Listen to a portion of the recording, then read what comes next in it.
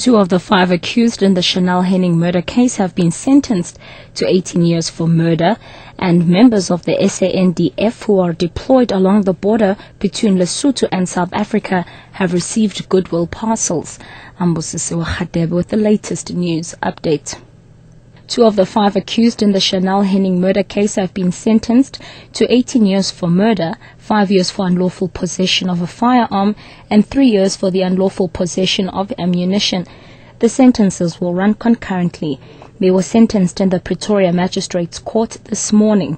Disgraced policemen Gerhardus Du Plessis and Willem Pieterse entered into a plea bargain with the state after pleading guilty to all 3 charges. As a result, they received lighter sentences. Part of their 50-page plea agreement is that they will testify against their co-accused Ambrose Monye, Prashant Singh and Andrew Gous. 26-year-old Henning was shot dead last month while driving home after dropping off her 5-year-old son at a pre-primary school in Manitoba Drive in Ferry Glen, east of the capital.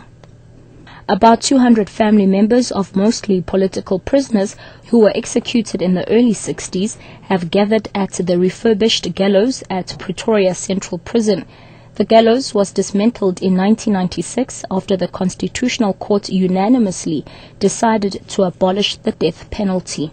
Correctional Services Minister Nosiviwe Mapisa-Nqakula ordered that the gallows be refurbished and converted into a museum. Family members will visit their loved ones' graves later this afternoon, while a cleansing ceremony will be performed later today. The families will have an opportunity to view the gallows when President Jacob Zuma officially unveils it tomorrow. At least 4,003 prisoners were executed at the gallows.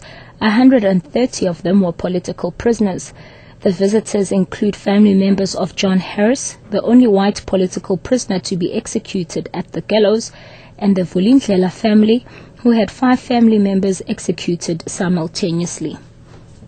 Chief Economist at the Industrial Development Corporation, IDC, Lumkile Mondi, believes the recently held discussions at COP17 in Durban were for the political elite. He was addressing a business breakfast at the launch of the 3rd edition of Perspectives on the New Growth Path in Port Elizabeth. Mondi gives his views on the 2-week-long conference.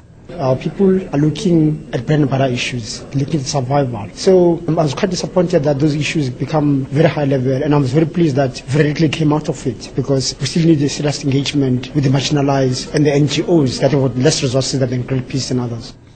And lastly, members of the SANDF who are deployed along the border between Lesotho and South Africa received goodwill parcels as part of an early Christmas. The soldiers will be working over the festive season to maintain security along the border. Previously, there has been high rate of cross-border crimes, which among other things included farm attacks, stock theft and drug trafficking. Lieutenant Colonel Sam Mabotya says their members have managed to control the situation at the border since their deployment. There were 8 cars which were recovered, which they were trying to go over Lesotho, and then there was stock theft, plus or minus 400 stock theft, which was now recovered. And most is the dagga which is coming from Lesotho into South Africa. And weapons currently we didn't receive anything, and that is now the results which up to so far we have received.